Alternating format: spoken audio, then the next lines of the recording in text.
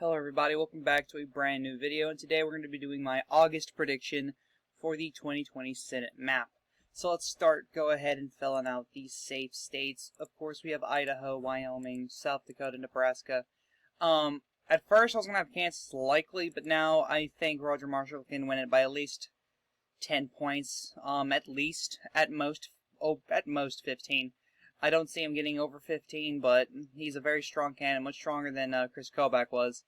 Oklahoma's safe. Texas, John Cornyn really doesn't have a strong competitor in the race. I don't see Kansas getting under 10. If it does, then it'll just be a fluke, in my opinion. Unless it gets under 5, and then there's something really wrong there that I'll have to look into. Alaska, that'll be safe red. You know, the South right up through here. Georgia's special seat. I think it will go to a runoff, in my opinion. I do think it'll be Loeffler and Collins, so it'll be safe red. Tennessee, Kentucky, West Virginia. These two states could have been competitive, but they nominated the wrong people. Kentucky is a different situation. I feel like the Democrat Party is kind of split in the state at the moment between the establishment with Amy McGrath, the conservatives with Beshear, and the progressives with Brown. And in West Virginia, if Ojeda was the nominee, guarantee you Capito would have won by 8 to 9, but now she's probably going to win by 20 plus. And there are your safe states for Republicans. It gives them 46 seats, For the Democrats, Oregon, I once had this as a likely blue state, but of course, as things have happened in real life, it has gone from back to likely up to safe. The same thing with the general election race.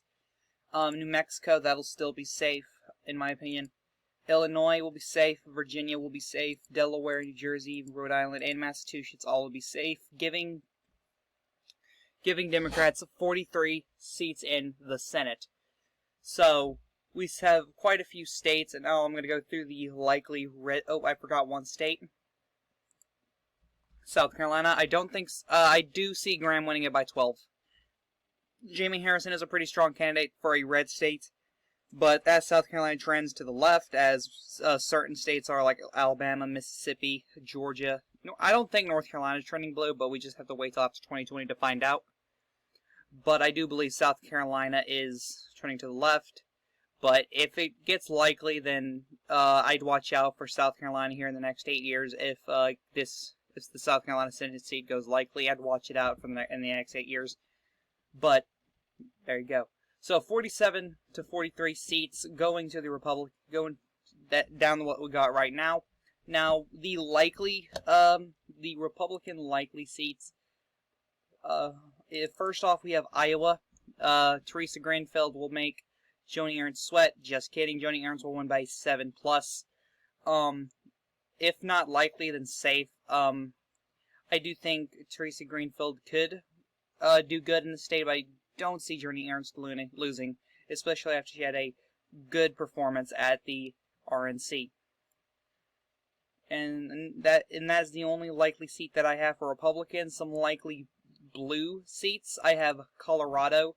John Hickenlooper, that is a seat that I believe that's guaranteed to go to the Republicans no matter what. To Democrats. John Hickenlooper, very popular in the state of Colorado. Cory Garner, not so much. I don't think he'll be able to pull out these suburban numbers like he did back in 2014. Another state that I do think will likely blue would be New Hampshire. I do believe that Don Bolduc will do better than what people expect him to. I think Shaheen will win by 8 or 9. But a poll came out where 87% of Republicans did not know who they were going to vote for in the primary between Don Bolduc and someone else, which is a shame. So I guarantee you, if Sununu was running against Shaheen, New Hampshire Senate seat would flip red. But that's just me. And that's all the likely blue states. Now, some likely red states that I'm going to talk about now. There's actually just one, and that's Georgia. Oh. Yeah, it's just Georgia. David Perdue, I do think he's going to be in a sticky situation with Jon Ossoff. If Jon Ossoff starts fundraising better than Perdue, he's going to make him sweat in the state. But right now, Perdue's doing better than Ossoff is. And really, I do believe that Jon Ossoff could end up winning a state in a best-case scenario for Democrats. But right now, I see Perdue winning it by 3 to 4. Time to fill out the lean blue states. I have 3. Lean blue states would be Arizona. Martha McSally is just, her approval is getting worse and worse and worse, I swear. She says, I'm all for amnesty, then she's against it. She goes, I'm for Trump, then she opposes him, and then she's for him. She's just not popular with the Democrats or the Trump Republicans, or I don't even think she's popular among the Rhino Republicans in Arizona. I don't think so. I do think Mark Kelly is running to the right of Sinema. He's running as a blue dog Democrat, I guess you could say, conservative Democrat. We'll have to see come January if that is true. He, in his voting record, is pretty conservative compared to, let's say, Mark Warner. Let's just say that. Another state would be Minnesota. I do think Jason Lewis, General Don Bullock, will do better than what people can expect. I have Tina Smith winning by 2-3. It'll be a close race. Jason Lewis, a very strong candidate in Minnesota.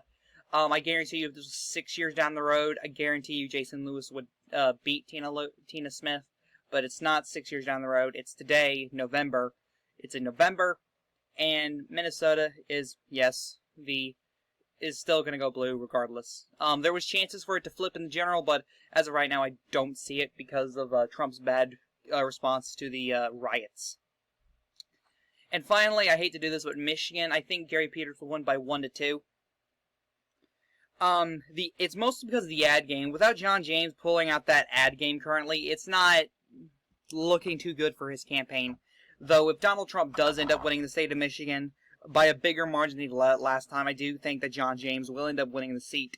I don't want to say pretty handedly. I think both candidates are going to sweat. Like, it's going to be around, like, in the early morning, like 1 or 2 o'clock, and they're finally going to call, and they're both going to be like, oh, God. Okay, who's winning? Oh, please let it be me. Please let it be me. Yeah, that's just my impression of candidates in tight races. Tell me what you think. But yeah, so right now I do have Michigan going lean blue. And right now we don't have anyone currently at 50 seats, or 51 seats, it doesn't really matter. And we have 3 states, Montana, North Carolina, and Maine. If you want my honest-to-God opinion, I do think North Carolina will be the closest race out of all. If it was held today, North Carolina would be the closest race, in my opinion. Now, let's start from... Let's do Montana first. I do think Montana will flip. Steve Bullock, very popular in the state of Montana. Very conservative. He's more of a blue dog Democrat than I guess you could say Andy Beshear. As Andy Beshear is a bit more liberal than Bullock is, but Belle Edwards would be more of a... if Belle Edwards were to run against Cassidy, I guarantee you Louisiana would flip blue, but that is just my opinion. I do think a similar situation. Bullock's currently got a 48, 49, maybe 47% approval in the governor races. And Steve Daines not all that well known. Similar to Ted Cruz, he's kind of a middle of the road, kind of like a meh. But then again, you could make the argument that Republicans would just vote for him just to have somebody there to vote with Trump, and that's a good point. So if you want to put Montana in the lean red or likely red, go for it. But right now, I'm sticking in the tilt blue. Next up, North Carolina. I do think North Carolina is going to tilt red. My reasoning for this is a big trend in North Carolina races. I noticed this. I did not. I seen Virginia Fox in 2016. I seen Virginia Fox ads, Roy Cooper ads, and Donald Trump ads. Guess who won in North Carolina? Those 3. I also saw Richard Burr, so that also continues it in 2016, and they all win. I did not see the others ads all that much. If you go and take, I think whoever's ad game is the biggest in the state usually wins, and that's something I've noticed. And right now, Thom Tillis is doing better in the Senate race when it comes to ad game, and when it comes to the ad game, Donald Trump is doing when it comes to the ad game in North Carolina, and Roy Cooper is doing better when it comes to the ad game in North Carolina. So I do believe North Carolina will narrowly go to Thom Tillis. It'll be a very, very close race. He will be biting his nails. As well as Susan Collins. Susan Collins has not lost a county since the 1990s, but of course this will be different. Her approval has dropped tremendously. She's no longer in the mid-50s to low 60s in approval anymore. I think it's mostly due to the last 4 years. She's been voting with Trump a lot instead of, though I do consider her a centrist still, a very liberal Republican. I still consider her that. I just think that she's going along with the Trump base because she enjoys that. I would see a lot of people doing that, and her approval shows that, you know, some of the Democrats who don't like Trump but like her are starting to be like, whoa, why are you voting with Trump so much?